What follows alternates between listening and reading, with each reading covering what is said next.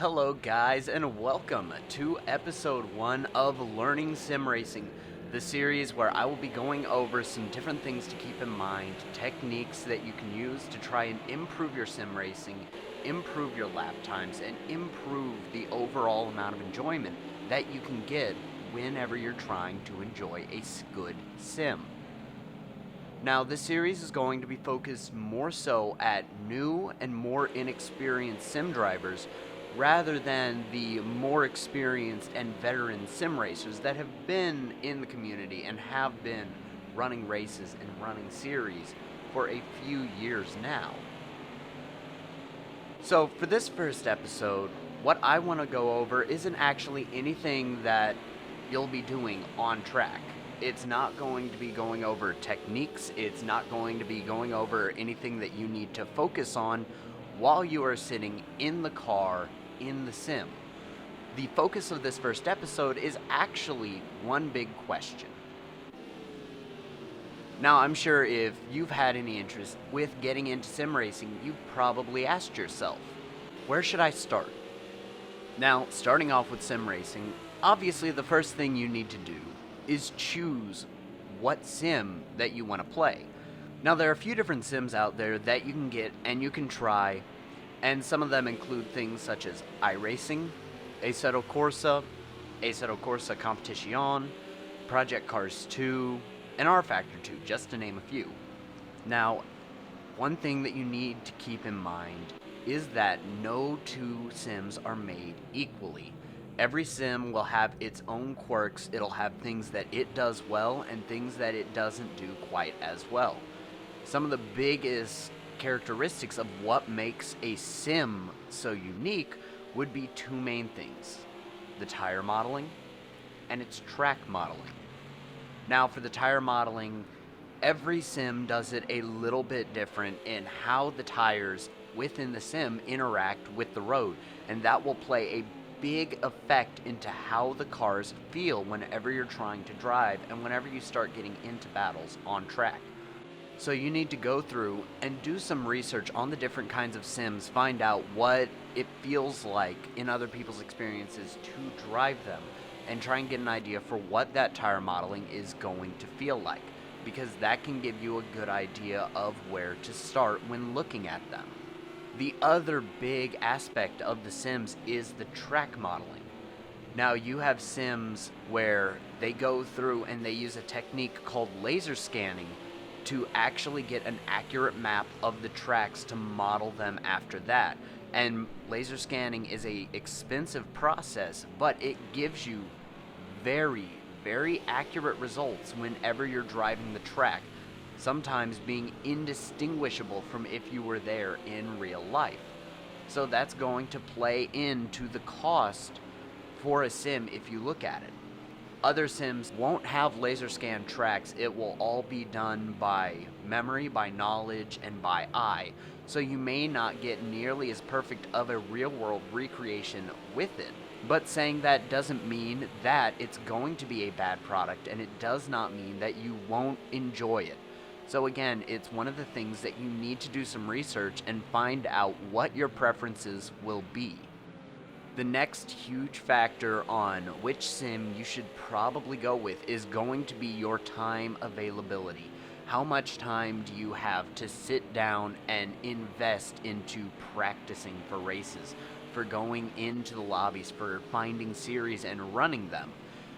If you only have time for 1, 2, 3 races a day, and you can't do much more beyond that, if you don't have a lot of time that you can put into it, then going for a much more plug-and-play style sim, such as any of the Assetto Corsas for console, or for Project Cars 2, would be a very good option, because there's not a lot that you have to play around with on those.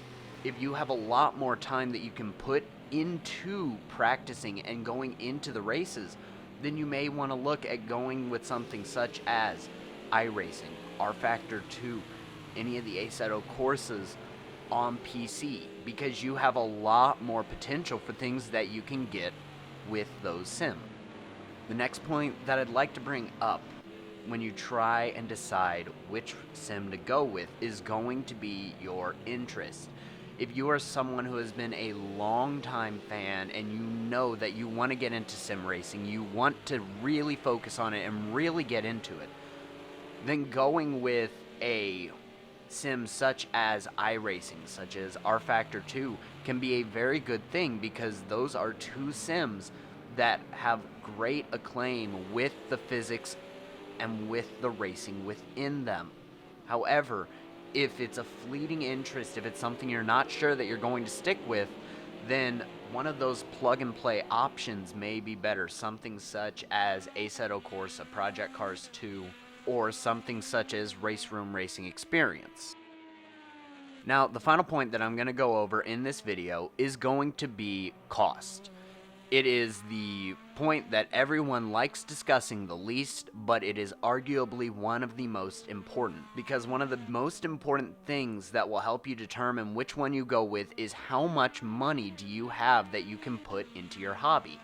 If you go with something such as rFactor 2, Assetto Corsa, Project Cars 2, you'll have to pay up front to get the game, to get access to it. But you can find ways to enjoy it without having to fork out any more money past that.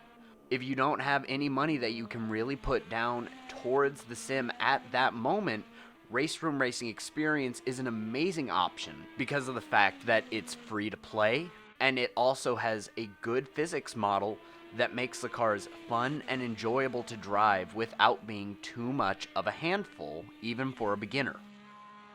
The biggest elephant in the room anytime you are talking about the cost of a sim is going to be iRacing. iRacing is a sim that is hated by some and loved by others, but that love does come at a cost. Not only is it not a single purchase for the game, it is a subscription-based format where you have to pay to renew a subscription for it to have access to the sim. All the cars and all the tracks that aren't included base do come at a cost. So that's something that you need to factor in. If you're wanting to get into a sim but you don't have much money to put into it, then iRacing is probably a bad option for you to look at. And going back to the point of time availability, because of that cost for iRacing, if you don't have the time to put in and seriously run it, then you may not be able to get the most enjoyment out of it possible as you could with something such as Assetto Corsa, Project Cars 2, rFactor 2, or any of the other sims that have been mentioned in this video.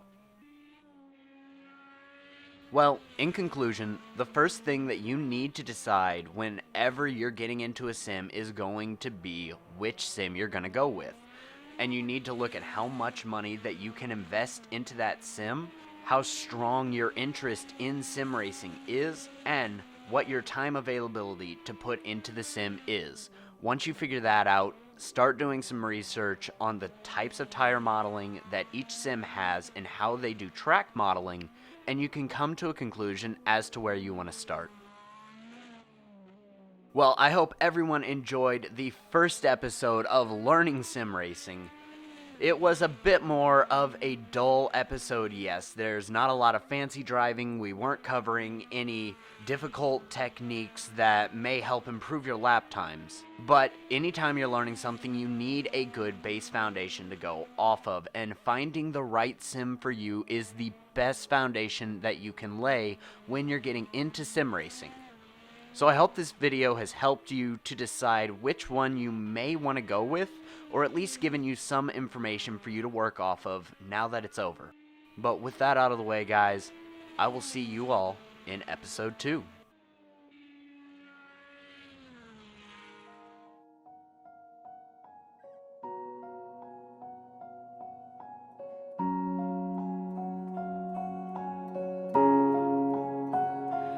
What is reflected in my eyes? Another moonlight in a starless midnight. The showers on the people passing by. One is so small and the world's so wide.